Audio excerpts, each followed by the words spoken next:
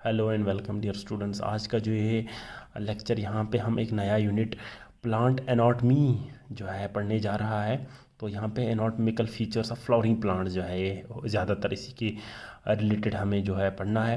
तो एनाटॉमी क्या हो गया कि किसी भी ऑर्गेनिज़म की इंटरनल स्ट्रक्चर्स, यानी कि उसके एक ऑर्गन है उसकी अंदरूनी सूरत हाल, यानी अंदर वो सेल्स किस टाइप की सेल्स की बनी हुई है, कौन से टाइप की टिश्यूज़ जो है बनते हैं, किस वो टिश्यूज़ किस तरह से वो उनकी ऑर्गेनाइजेशन है वहाँ पे। ठीक है, तो इस तरह से जब इंटरनल स्ट्रक्चर्स, इंटरनल फीचर्स या कैरेक्टरिस्टिक को हम पढ़ते हैं तो हम उसको एनाटॉमी कहेंगे। तो ये एक ब्रांच ऑफ साइंस है जिसमें हम किसी भी ऑर्गेनिज़म के इंटरनल स्ट्रक्चर्स, उनकी सेल्स की फॉर्म्स, उनकी टिश्यूज़, ऑर्गेनाइजेशन किस तरह से इसके बारे में पढ़ते हैं। ठीक है, तो प्लांट एनाटॉमी भी यही हो गया। तो ये जो क्रू है जिसने पहली बार टर्म टिश्यू कॉइन किया था, इसी को ही हम प्लांट फिजियोलॉजी एनाटॉमी का जो है फादर डेजिग्नेट, या इसको हम इस तरह से मानते हैं। टिश्यूज़ क्या हो गया कि ग्रुप ऑफ सेल्स, ये इसमें ज़्यादा टाइम वेस्ट नहीं करेंगे क्योंकि आपको पता है टिश्यूज़ जो है वो ग्रुप ऑफ सेल्स है जिनकी शेप सेम भी हो सकता है या डिसिमिलर भी हो सकता है। ये ज़रूरी नहीं है, इसमें ये चीज़ का याद रखेंगे आप। शेप सेम भी हो या सेम ना हो, लेकिन फंक्शन जो है इनका कॉमन होना चाहिए। तो एक कॉमन फंक्शन परफॉर्म करता होगा एक group of cells, those having similar और dissimilar in shape but performs a single common function. Those group of cells are called as tissues, उनको हम टिश्यूज़ कहेंगे। प्लांट्स में अगर आप टिश्यूज़ की टाइप्स देखेंगे तो हम on the basis of capacity of division, इस आधार पे कि वो डिवाइड होता है या नहीं होता है, इसी के आधार पे हम उनको डिवाइड करते हैं। ब्रॉडली हम इन्हीं आधार पे इसको डिवाइड कर देते हैं, दो ग्रुप्स में हम डिवाइड कर देते हैं खास। तो यहाँ इसका आउटलाइन मैंने दिया गया है। प्लांट जिनमें डिवीजन होता रहता है कंटिन्यूसली, तो इनको हम मेरिस्टेमेटिक टिश्यूज़ कहते हैं, प्लांट टिश्यूज़ का। ठीक है, एक ग्रुप। तो यहाँ पे लिखा गया है remain is in state of division, तो इनका और कोई खास फंक्शन नहीं है except the function of division. ठीक है, ये इनका खास फंक्शन है और स्पेसिफिक कोई फंक्शन नहीं। और जो परमानेंट टिश्यूज़ है इनमें डिवीजन पावर लॉस हो गया तो ये डज नॉट डिवाइड, लेकिन इनमें कुछ प्रॉपर फंक्शन आ गया होगा। ठीक है, तो दो ग्रुप्स पहले ही on the base of division, meristematic those who are continuously dividing, and permanent tissues those cells और tissues which have lost the power of division. अब इस परमानेंट टिश्यूज़ में आपको फिर सिंपल परमानेंट टिश्यूज़ मिलेंगे और कॉम्प्लेक्स परमानेंट टिश्यूज़ मिलेंगे। Simple permanent tissues वो परमानेंट टिश्यूज़ है जो एक ही किस्म के शेप साइज़ के हिसाब से एक ही किस्म के सेल उनमें इन्वॉल्व होगा, तो उस टाइप से बनी हुई एक टिश्यू बनी होगी जिनमें बहुत सारे किस्म के सेल्स नहीं होंगे बल्कि एक ही किस्म या शेप के सेल्स होंगे। तो ठीक है, उनकी टिश्यूज़ को, जैसे कि पैरेन्काइमा है, कोलनकाइमा है, स्क्लेरेन्काइमा है, तीन टाइप के प्लांट्स के सिंपल परमानेंट टिश्यूज़ है।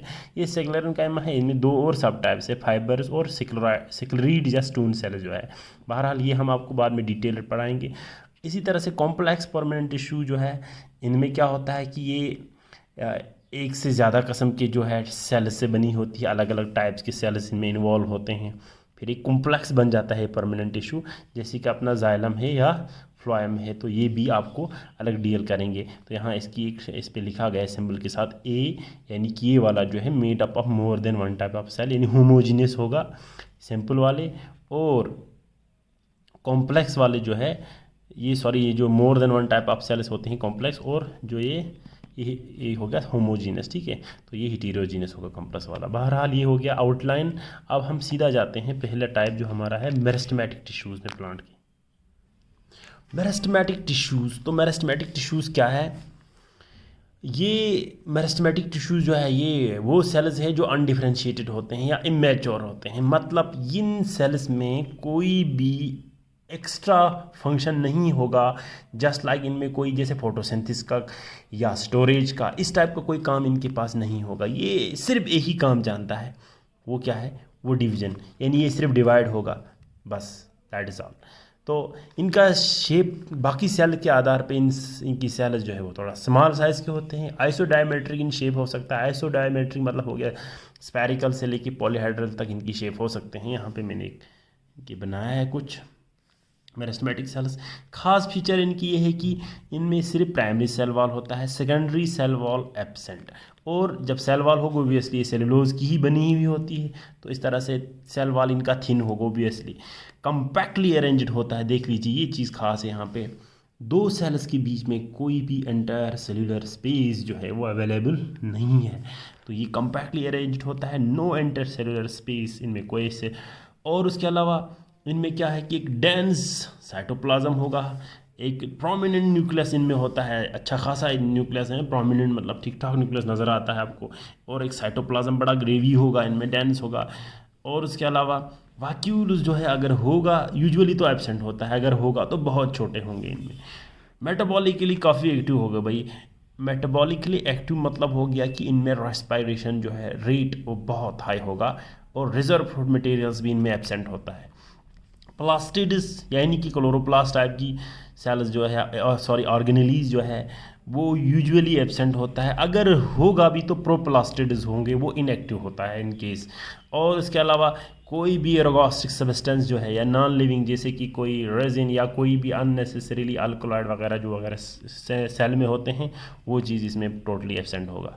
तो ये है मेरिस्टेमेटिक सेल्स की कुछ फीचर्स, कुछ ख़ास खसूसियात। अब अगर इसकी टाइप्स देखेंगे प्लांट्स में हम, मेरिस्टेमेटिक टिश्यूज़ की टाइप्स कितनी हैं, हम इनको पोजीशन और ओरिजिन यानी कि एक तो प्लांट में किन किन जगहों पे है उसके हिसाब से हम डिवाइड कर सकते हैं, और दूसरा दो तरीके से है, दूसरा ये है कि ओरिजिन किस तरह से कहाँ से हो रहा है मेरिस्टेमेटिक टिश्यू। तो पहला जो टाइप्स हम इसके आधार पे देखेंगे, meristematic tissues on the basis of position या लोकेशन प्लांट में कहाँ है। तीन टाइप इसमें होते हैं, एपिकल, इंटरक्लैरी और लैटरल। ठीक है, तो एपिकल जो है नाम से ही पता चलता है एपाइसिस में होगा, तो रूट और शूट के एपेक्स में होते हैं apices, they are present in the root and shoot apices. इस तरह से ये मान लो मैंने एक शूट बनाया है, इस शूट के एपेक्स में इस तरह से मौजूद होगा, और इस तरह से रूट के भी एपेक्स में होंगे। तो ये कंटिन्यूसली जब डिवाइड हो जाएगा तो इससे प्लांट का लेंथ जो है इस तरह से इंक्रीज हो जाता है। ठीक है, तो ये क्या हो गया, apical meristem at the present root and shoot apices में, और increase responsible for the increase of length of a plant, और इसको हम प्राइमरी ग्रोथ भी कहते हैं। इस तरह से प्लांट का लेंथ इंक्रीज हो जाना। जैसे कि इससे एक और फंक्शन ये है कि इससे ऑक्सिलरी बड्स बनते हैं। क्या मतलब हो गया ऑक्सिलरी बड्स, जब ये एपेक्स ग्रो हो रहा होगा यहाँ से, तो इस दौरान यहाँ से इससे लीव्स वगैरह निकल के आएगा, और इस लीव्स के एक्सिल में इस तरह से एक है क्या रहता है, एक इमेच्योर अनडिफरेंशिएटेड एक बड इसमें रह जाता है। ठीक है, जिसको हम क्या कहते हैं, ऑक्सिलरी बड कहेंगे। ठीक है, तो ये रह जाता है, ये भी निकल आता है इसी की एक्टिविटी से। बहरहाल इंटरक्लैरी मेरिस्टम, इंटरक्लैरी नाम से ही पता चल रहा है, ये हमारे परमानेंट टिश्यूज़ के बीच में होता है। ठीक है, मान लो एक लीव्स है, इस लीव्स के टिप या शूट, इसके टिप में तो एपिकल मेरिस्टम होगा, इस तरह से यहाँ से भी परमानेंट, यहाँ से भी परमानेंट टिश्यूज़ बीच में होंगे।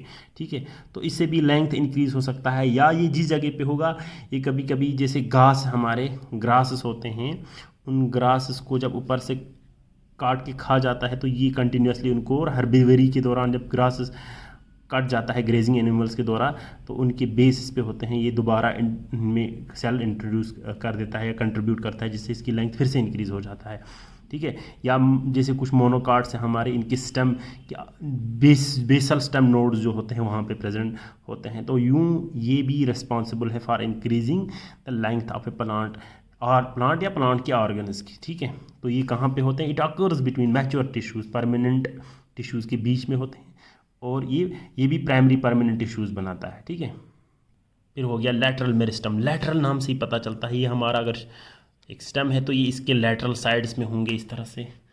ठीक है, ये इसके लैटरल साइड्स में से इस तरह से होता है, तो इनके डिवीजन से क्या हो जाता है, ये जब ये डिवाइड हो जाएगा तो प्लांट का गर्थ जो है इस तरह से इंक्रीज हो जाता है, वेडथ में इंक्रीज हो जाता है। It occurs in the lateral side of plant organs and are responsible for increasing the girth और width of a plant.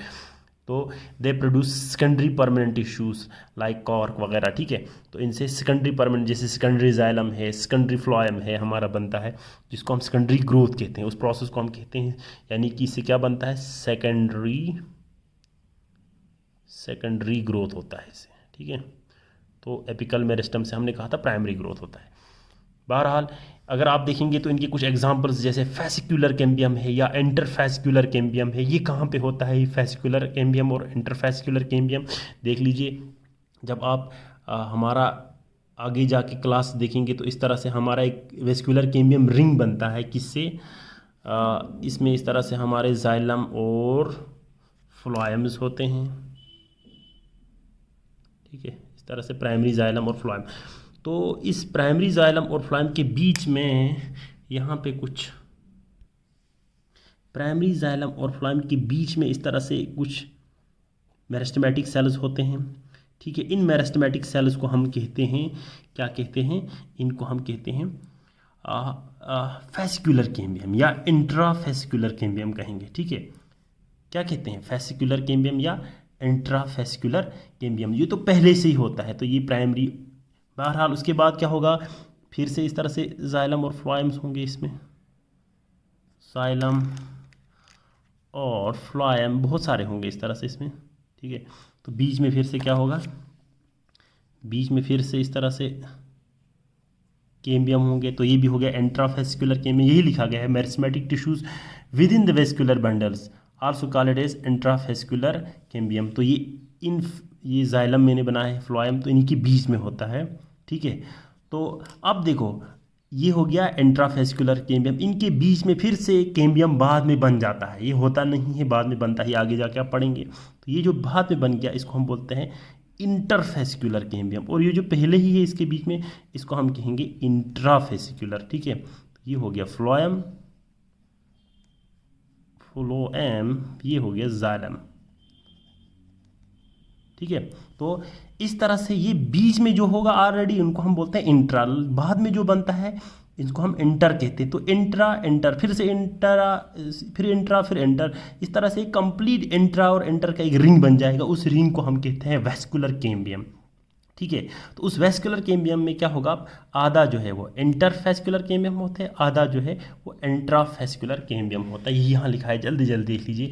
Fascicular cambium meristematic tissues within the vascular cambium, vascular bundles, ठीक है, इनको हम intrafascicular cambium भी कहते हैं। दूसरा है कि इंटरफेसिकुलर कैम्बियम, इंटरफेसिकुलर कैम्बियम कहते हैं meristematic tissues present between the vascular bundles. ये यहाँ से है ना, यहाँ पे होगा, ठीक है, विद इन नहीं होगा बल्कि इनके बीच में होगा।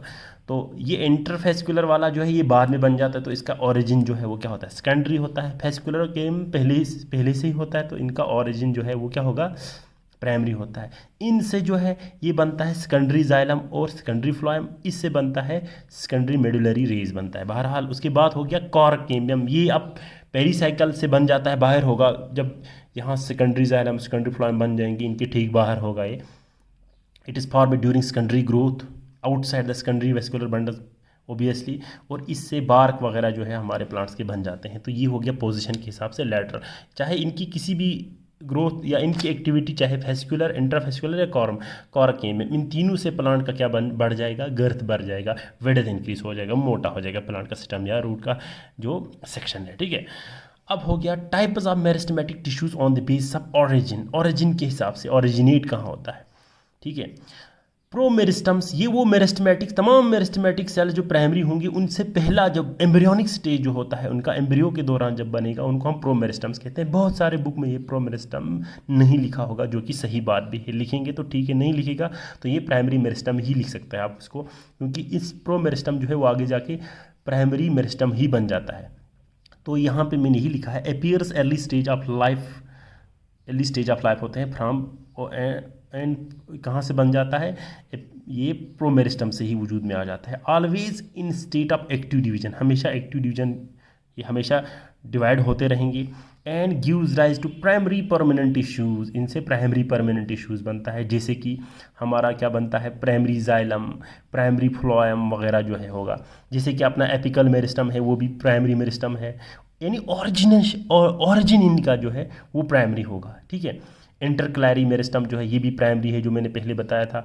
इंट्राफेसिकुलर कैम्बियम जो यहाँ पे मैंने पहले बताया था कि दो जाइलम फ्लोएम के बीच में होता है ऑलरेडी, ठीक है, विद इन जो होता है।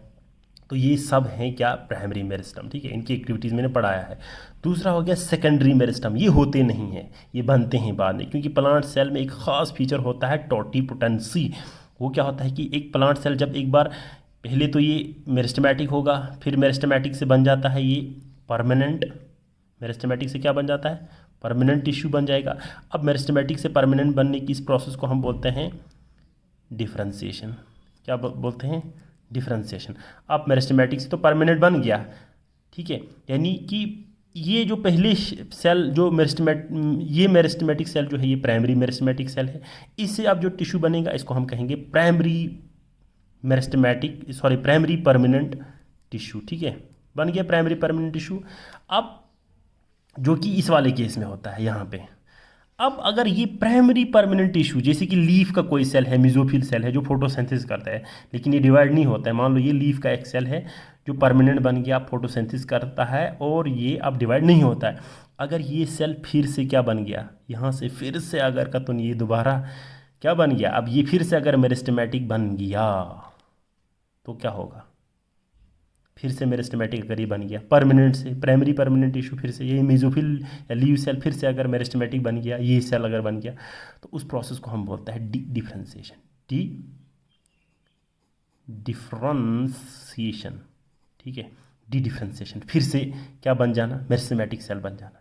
तो यही तो यहाँ लिखा है, they develops from primary permanent tissues by the process of differentiation. ये पहले होते नहीं है, बाद में बनता है, किससे, परमानेंट टिश्यूज से बनता है, प्राइमरी परमानेंट टिश्यू से।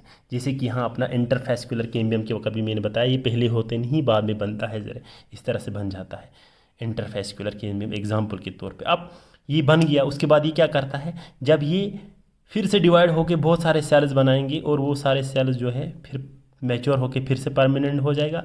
अब इन परमानेंट टिश्यूज़ को हम प्राइमरी परमानेंट टिश्यूज़ नहीं कहते हैं, बल्कि सेकेंडरी परमानेंट टिश्यूज़ कहेंगे, ठीक है, जैसे कि सेकेंडरी जाइलम, सेकेंडरी फ्लोएम।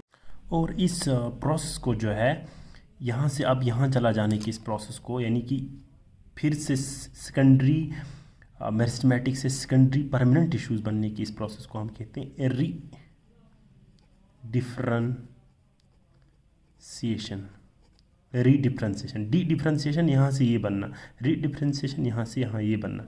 तो ये डिफरेंशिएशन और रीडिफरेंशिएशन है, इन दोनों प्रोसेस को हम मिला के सेल्यूलर टोटिपोटेंसी कहते हैं, जो सिर्फ एक प्लांट सेल की क्या फीचर है, कैरेक्टरिस्टिक फीचर है। इसीलिए हम एक ही प्लांट सेल लेके, जैसे कि लीव्स का एक सेल लेके पूरा प्लांट फिर से नया बना सकता है, ठीक है। तो ये हो गया, अब सेकेंडरी परमानेंट टिश्यूज़ बन गए, इसको यही यहाँ लिखा है, they gives rise to secondary permanent tissues, ठीक है। इसका एग्जांपल है इंटरफेस्कुलर कैम्बियम, कॉर्क कैम्बियम जो है, जिससे हमारा कॉर्क बनता है जो आगे जाके बारक बनाएगा वगैरह, ठीक है। तो सेकेंडरी मेरिस्टम जो है ये सेकेंडरी इन ऑरिजिन होता है, सेकेंडरी इन ऑरिजिन और secondary in function. Primary meristem जो है ये प्राइमरी इन ऑरिजिन होता है और प्राइमरी इन फंक्शन होगा, ठीक है। तो ये आप याद रखेंगे, एक्सेप्ट ये वाला, कौन सा वाला, यहाँ पे जो है इंट्राफेस्कुलर कैम्बियम जो है, ठीक है, ये क्या है, ये बेचारा प्राइमरी इन ऑरिजिन है, इंट्राफेस्कुलर कैम्बियम जो है प्राइमरी इन ऑरिजिन है, लेकिन जब ये फंक्शन करने पे आता है, ये सेकेंडरी जाइलम और सेकेंडरी फ्लोएम बनाता है, तो ये सेकेंडरी इन फंक्शन है, ये एक एक्सेप्शन है, ठीक है। जो एक है सेकेंडरी मेरिस्टम जो है secondary in origin, secondary in function, लेकिन प्राइमरी मेरिस्टम जो है ये प्राइमरी इन ऑरिजिन, प्राइमरी इन फंक्शन है, एक्सेप्ट दिस इंट्राफेस्कुलर कैम्बियम। ये क्या है, प्राइमरी इन ऑरिजिन है, सेकेंडरी इन फंक्शन है, क्योंकि इससे सेकेंडरी जाइलम और सेकेंडरी फ्लोएम बनता है। तो ये हो गया आज का लेक्चर।